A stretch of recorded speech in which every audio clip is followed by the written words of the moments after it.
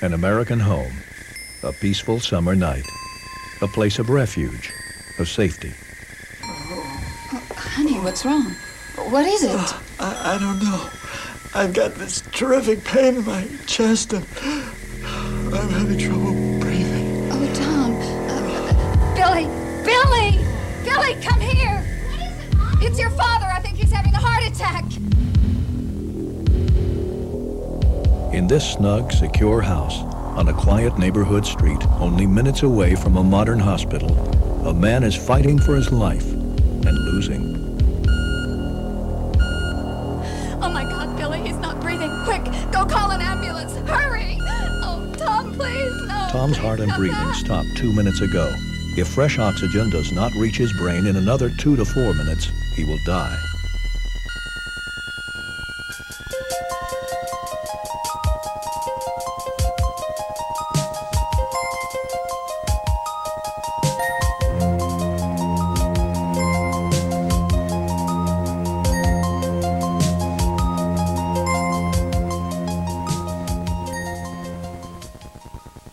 Tom was 44 years old. The tragedy is not how young he was, but how easily his life could have been saved if only someone had known what to do. 1 million people die of heart attacks in the United States every year. I wonder how many of them would be alive today if only someone had known what to do. That someone could be you. You can learn how to save a life, perhaps the life of someone you love, ironically, perhaps even your own. Heart attack is just one of many emergencies that occur without warning. This program will cover life-saving techniques for several of the most common, the most dangerous home emergencies. They are techniques that can be learned by anyone. I'm Dr. Lawrence Magruder. I know these techniques, of course, but they're methods that have been used not only by doctors, paramedics, and other professionals to save lives, but by people just like you. Tom had a classic heart attack, the blockage of a coronary artery. Both his heart and respiration stopped, and his brain, deprived of oxygen, began to die. More than 20% of all heart attack victims die before they reach the hospital.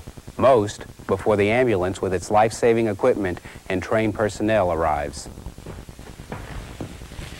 But the technique paramedic Kyle Voigt and I will show you is designed to keep the heart attack victim alive until the professionals get there. And that's something you, no matter who you are, no matter how old or young you are, can learn to do. The American Heart Association, for example, believes every person over the age of 12 should learn this technique. I'm sure you've heard of it by now. Cardiopulmonary resuscitation, CPR. Simply stated, CPR keeps the lungs working and the blood circulating so the brain doesn't die. How do you know someone is having a heart attack? How do they know? First, there may be pain and a squeezing sensation in the chest. The pain may radiate to the arms or jaw. The victim may sweat profusely, breathing may be labored. The skin often takes on a gray cast and lips and fingernails may be bluish. In many severe heart attacks, the victim loses consciousness, breathing stops, heartbeat stops. That's what happened to Tom. In just 6 minutes, he was dead. The ambulance arrived 2 minutes later. But today, we have the power to turn the clock back a few minutes to give Tom and his family what few heart attack victims ever get, a second chance. Imagine that Andy here is Tom. When you practice this procedure, use a firm pillow. Don't practice on a person. You might break a rib. What's the first thing you should do when you witness someone having what may be a heart attack? If they're still conscious, call for an ambulance right now. If it turns out later to be indigestion, all you're out is a little embarrassment and maybe a few bucks. Keep watching till help arrives. If you're alone with the patient, you may have to go for help. Make sure he's breathing comfortably and that his pulse is steady before you leave. Of course, if someone else is available, send them for help while you remain to monitor the patient's condition. And make sure they understand that you are depending on them to get help. Keep emergency phone numbers not just close by, but on the telephone itself. We've included these emergency number stickers in the package this tape came in. Use them, because life or death can depend on a matter of seconds. Have you noticed that by now we're not calling Tom a victim any longer? We're calling him your patient. That confers a special responsibility upon you. By now you will feel that he's your patient and that you are actually in charge of the emergency. And if you're extremely familiar with this procedure, you will have a feeling of confidence. If your patient loses consciousness, if his breathing stops, you must act fast. Be prepared to start CPR immediately. First, the patient must be on his back, on the floor, or other hard surface. If he's on the bed, get him off of it and onto the floor. Now tilt the head back like this. This opens the throat. At this time, check to see if the patient is breathing. Look at the chest to see if it is rising and falling, even just slightly. Put your ear to the mouth and listen and feel for air. If he is not breathing, do this before you do anything else. With one hand under his neck like this, and the heel of the other hand on the forehead, with the fingers pinching the nostrils closed, make a tight seal with your mouth over the patient's mouth. Now, blow 4 quick, full breaths into the patient's mouth. Do them fast. Don't pause between breaths. You'll feel some resistance as you inflate his lungs with air, and you'll see the chest rise and fall. Now you must check to see if your patient's heart is beating. Check his pulse here at the neck, right here beside the windpipe. Feel for the pulse of your own neck right now, so you'll recognize it. If you're watching with someone else, take turns finding each other's pulse. Do it right now. The pulse beats strongest at the neck. Sometimes you can find a pulse there where there is none at the wrist or elsewhere. If the heart is still beating, even very weakly, do not start CPR. Continue your rescue breathing, 1 full breath every 5 seconds. Watch the chest rise and fall between breaths. Learn to count the seconds in your head. It's faster than most people think. Here's the count. 1, 2, 3, 4, 5. Try saying 1,000 in between. 1,001, 1,002, 1,003, and so on until the rhythm is grooved in your head. Practice with the second hand on your watch until you instinctively know how to count those precious seconds. If your patient's heart has stopped beating, if you can feel no pulse at the neck, it's up to you to try and keep the blood circulating. What we're going to do is manually squeeze the heart, force it to pump so that oxygen-carrying blood flows to the brain. There are 2 kinds of CPR, the 2-person procedure and you all by yourself. Both work. Kyle and I will demonstrate the 2-person procedure first. She'll breathe for the patient. I'll try to keep his blood circulating. For the demonstration, we're going to move Andy, but you should never try to move the patient. First, find the tip of the breastbone. You can feel its pointed tip easily when the patient is lying down. Now, move up just a little more than an inch above the tip of the breastbone. Find your own breastbone now. Move up about the width of 2 fingers. That's the spot. Place the heel of one hand over the spot we've just discovered, and place the other hand on top of it, like this. Now rock forward, shifting your weight directly over your arms, and push down firmly. Release, repeat. Release, repeat. These chest compressions should be performed at the rate of 1 per second in a steady rhythm. With every 5th thrust or every 5 seconds, your helper must give the patient 1 full breath. Count your compressions. 1,000, 2,000, 3,000, 4,000 at the rate of 60 per minute. If your helper knows CPR, you can switch places with him when you get tired. Do it this way so you don't interrupt the rhythm. 1,005, 1,000. We will switch this time. 2, 1,003, 1,004, 1,005. Keep going until your patient begins to breathe on his own or until professional help arrives. Watch your patient for signs he's coming back. After the first minute of CPR, check the neck pulse and have your helper look at the pupils of the eyes. If they become small in the light, that means the brain is getting the blood it needs. You should also watch and listen for breathing. That's 2-man CPR. It's the best way. But even if you're all alone, you can perform this procedure by yourself. Here, you've got to be the respirator and heart pump all at the same time.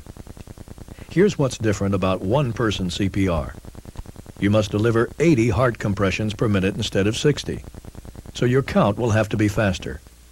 1,000, 2,000, 3,000, 4,000, 5,000. And you will have to stop after each 15 thrusts to breathe into your patient's mouth. Then resume compression immediately.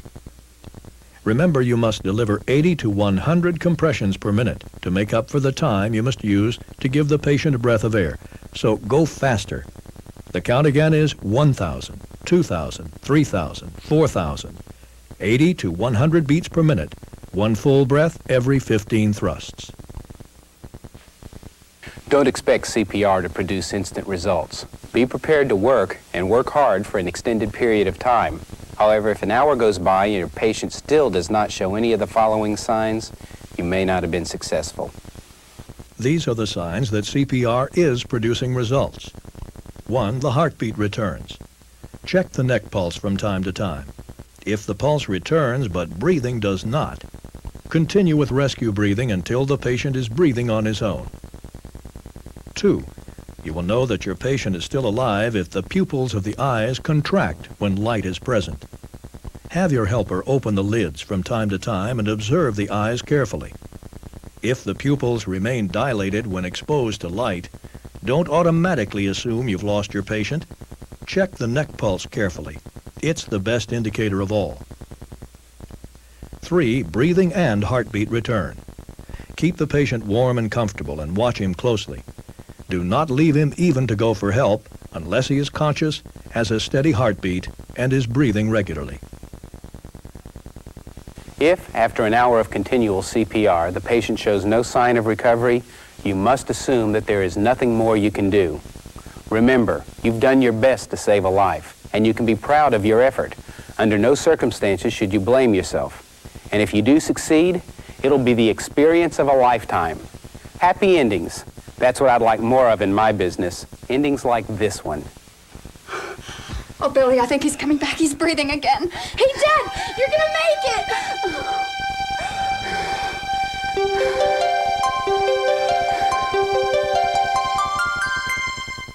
When Jack and Laura invited Tom and Becky to a backyard barbecue, they couldn't have known that an unexpected guest would show up too, one of the most common and deadliest of all emergencies. So who knows how to cook good steak? Oh, Jack, they're wonderful, but look at the size of this thing. I'll never finish this. Never insult your host by not finishing the food, Becky. Not when the cook is Jack, anyway. Yeah, and he'll make us all listen to another one of his rotten jokes.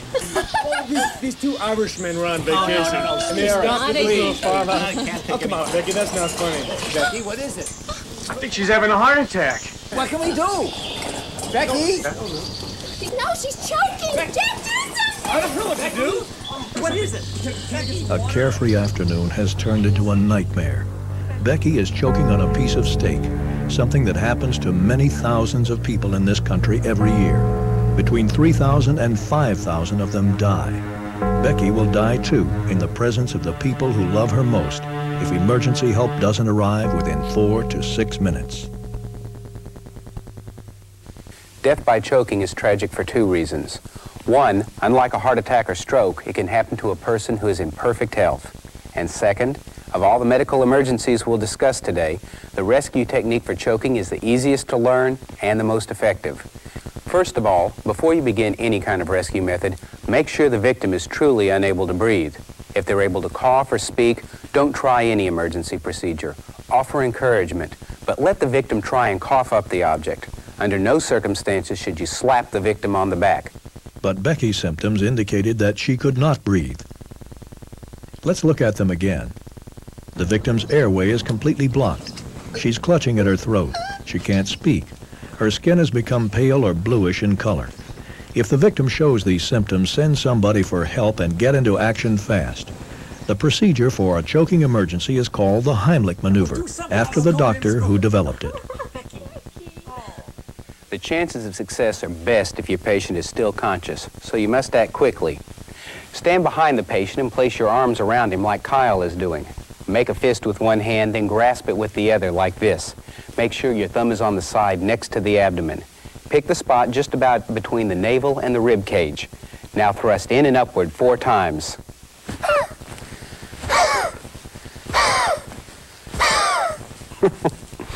Notice how the air was forced up and out by those thrusts? That's the pressure that can pop the object out of the throat.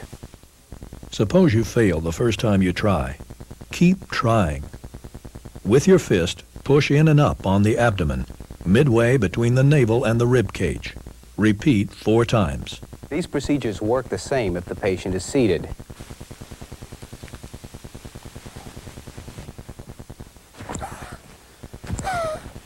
If your patient is lying down, perform the Heimlich maneuver this way.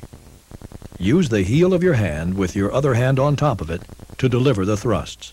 If the person is already unconscious and not breathing when you arrive at the scene, you must first try to get air into the victim's lungs. Remember the 4 quick breaths from the CPR procedure? Try them first. Since the patient is unconscious and his muscles are relaxed, the airway may no longer be entirely blocked, and you may be able to force some air past the obstruction and into the lungs. No matter what happens, don't give up. Keep trying. What happens if you begin to choke and you're all alone, but you can't administer the abdominal thrust to yourself, like Kyle is doing? Or you can lean over a hard object like the back of a chair, a porch railing, or a kitchen counter and push sharply like this. Whatever method you use it fast. You must succeed in dislodging the object before you begin to lose consciousness. But let's go back to the barbecue and change some history. Let's suppose that Jack, in addition to being a good cook and a lousy storyteller, knew how to perform the Heimlich maneuver. We'd have another happy ending. My God, Jack, did you see the way the piece of steak flew out of her mouth? Yeah. Do you realize you just saved her life? No, it wasn't. Oh, Tom, that's one of the scariest things that's ever happened to me. Thank you, Jack, for my life. Listen, Becky, that's one hell of a way to register a complaint with a cook. There's nothing quite like a cool, sparkling swimming pool on a hot summer day. It's hard to picture it as a death trap. Yet thousands of people, most of them children, drown in swimming pools each year, more than in all the lakes, ponds, rivers, and oceans combined.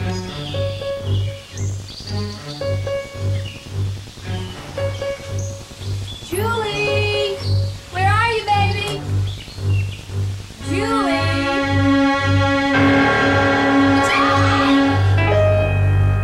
Nothing can be more devastating to a parent than the accidental drowning of a child. And while we don't have time in this program to discuss water safety in detail, we can make a point of some of the most commonly ignored safety precautions.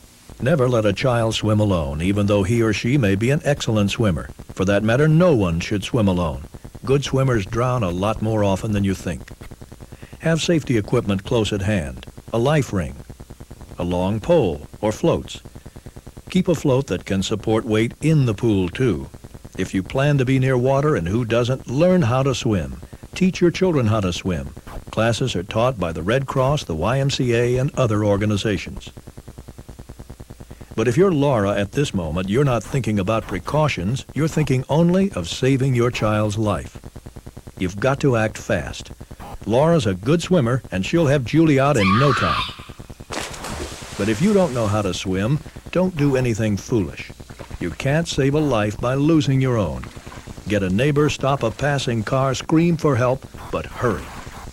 If you do swim and the victim is obviously unconscious, take a deep breath, take the plunge, grab the victim by the arm, hair, swimsuit, whatever, and kick to the surface. Get the victim's head out of the water quickly. Head for the shallow end of the pool so you can stand and have better control. And get air into the victim's lungs immediately. When there's no one around to help you, this is the best way to get someone out of the pool. When you get the upper part of their body over the side of the pool, it's relatively easy to push them up and out. Sometimes, a swimmer can choke on a piece of gum or candy, precipitating panic that can lead to drowning. If the airway is blocked, you'll soon realize it. You won't be able to perform mouth-to-mouth rescue breathing. Fortunately, in this case, Julie's airway is open, so Laura can proceed without delay. She's already begun to ventilate Julie, and she must continue to give her breaths every 5 seconds. Laura must also find out if Julie's heart is still beating. Between breaths, she must check the neck pulse. Good, Laura found a pulse. Now she can concentrate on continuing to breathe for Julie until she can breathe on her own. Any emergency in which the patient's heart is stopped calls for CPR, and that includes drowning. so be sure to check for a pulse before concentrating on rescue breathing. Remember to always check for the pulse at the neck, where it's the strongest. Most important of all, don't give up. Breathe for your patient until professional help arrives. Some drowning victims have been revived after being underwater for 30 minutes or more. Small children often show a remarkable underwater survivability. So whatever you do, keep trying. That's what Laura did with Julie. I was just trying to go all the way underwater, and I got scared. I tried to take a breath. Oh, baby, it's okay. It's okay now. Even though Julie seems to be okay, she could be going into shock. She should be kept warm and comfortable and should take no food or water until professional help arrives.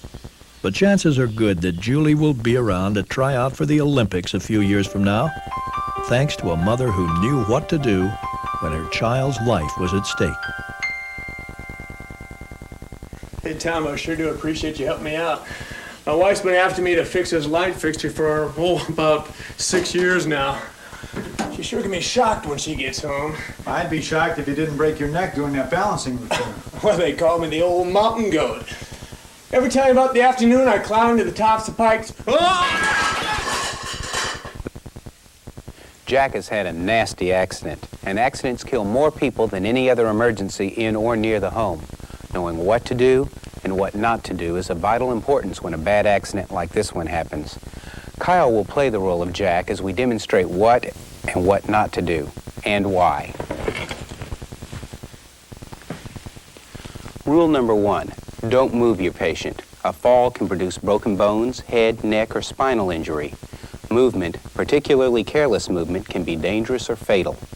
Move an accident victim only to remove him from danger or after you've determined that he won't be harmed if you do move him. Immediately check for breathing and pulse. Use the procedures we demonstrated earlier for the heart attack victims. See if the chest is rising and falling, or hold your ear close to the mouth and listen and feel for breath. We can see that Jack is not only breathing, but semi-conscious. If he had not been breathing, it would have been necessary for Tom to start mouth-to-mouth resuscitation immediately, beginning with the 4 quick breaths to establish ventilation. And of course, if Tom had found no pulse, he would have begun one-man CPR right away. Luckily, Jack's pulse and breathing are okay. But Jack has cut his arm badly on that broken pitcher. That's serious, and it needs attention fast. Tom needs to stop that bleeding before he calls for help, even though the phone is nearby. Controlling severe bleeding is critical because blood loss leads to shock. Shock is often misunderstood. It can be caused by blood loss, a quart or more in adults, a pint in children, or by oxygen-starved blood, which can result from drowning, heart attack, or choking emergencies. It can also be caused by spinal injuries, severe burns, or crushed tissue. When shock happens, vital functions of the body, heart and respiration, grow weak. Shock can and does kill, even after the medical emergency that caused it has been treated. We'll look at the symptoms of shock in a moment. Right now, let's get back to Jack's bleeding arm. Stopping or slowing most bleeding is not really difficult. You can use a thick pad of sterile bandage if available, or a clean cloth, and the pressure of your hand to stem the flow. Tear your patient's shirt into strips if necessary, even your own shirt if you have to use as a compression bandage. But try to keep the wound as clean as possible. If blood should seep through the bandage, don't remove it. Just add more bandage on top and press firmly. Then, take strips of cloth and tie the bandage snugly, but not too tightly that it cuts off circulation. Watch for redness around the wound. If it appears, loosen the bandage. Then, elevate the limb above the level of the heart. This helps to reduce the bleeding as well. But what about severe arterial bleeding? Doesn't that call for a tourniquet? Only if the patient is truly in danger of bleeding to death. A tourniquet cuts off virtually all the circulation to the affected limb and can cause tissues to die. When the bleeding is under control, Tom should make his call for medical help. As we mentioned earlier, emergency numbers should always be right next to or on the telephone. We furnish stickers with this tape. Now that help is on the way, all Tom has to do is monitor Jack's condition and help keep him from slipping into shock. Shock victims display very definite symptoms: dilated pupils, shallow breathing, a faint or rapid pulse, pallor, nausea or vomiting, extreme thirst. Even though he's thirsty, don't give him anything to drink right now. He may need a general anesthetic when he gets to the hospital, or he may have internal injuries that you don't know about, and liquids would be dangerous in both cases. You can help keep the patient from going into shock by covering him to keep him from losing body heat. But don't raise his body temperature either.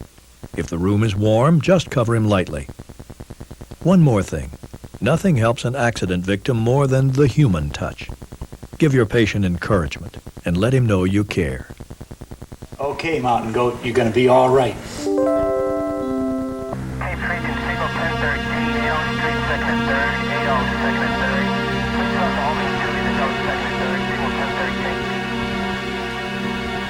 One pill too many, one time too often.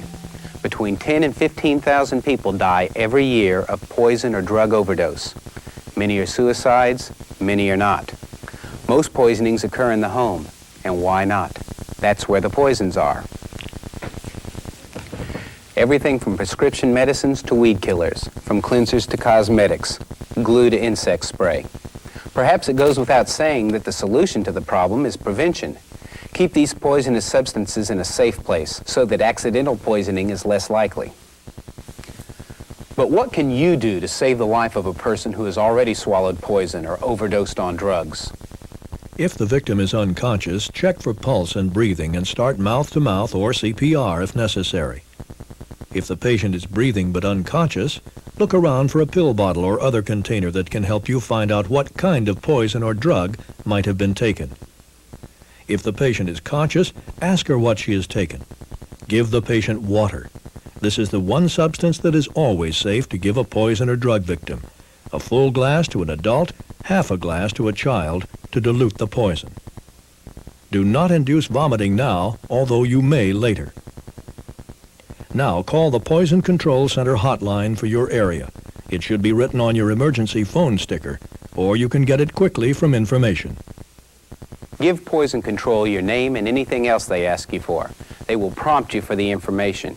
If the poison is not corrosive, they may tell you to induce vomiting by giving syrup of Ipecac or by putting your finger down the patient's throat.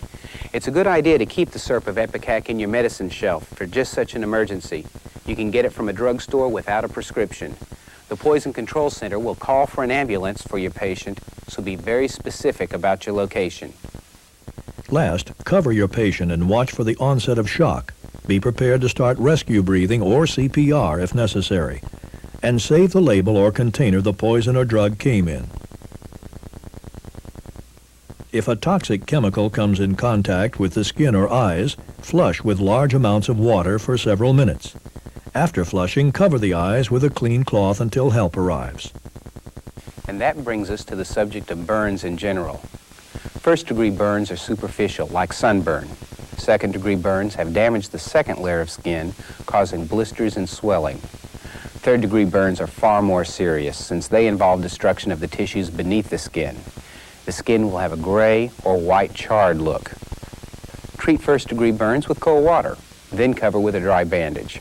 Second-degree burns are also treated with cold water, but make sure it's not ice water, and don't apply salve or ointment to the area. Never break any blisters that are present. You can cover the burn with a dry bandage. Third-degree burns require immediate medical attention, so be prepared for a trip to the hospital or call for medical help, depending on how widespread the burn is. Don't try to remove any charred clothing from the area, and don't put anything, even water, on the burn. If the burns are on the face, watch for respiratory problems. The swelling that accompanies serious burns can block the victim's airway. Also, the loss of blood plasma, which appears as a clear liquid, can cause shock. Keep the patient covered and monitor his condition until help arrives. As medical professionals, Kyle and I have seen all of the emergencies we've shown you today. We've seen the double tragedy of death of a loved one, along with the anguish of the family when they realized they might have helped, if only they'd known how. And we've also seen the joy on the faces of people who've had that rare and wonderful experience of saving the life of another human being. We hope we've helped you learn some of the skills that will help you to save a life, maybe the life of someone you love more than anything in the world.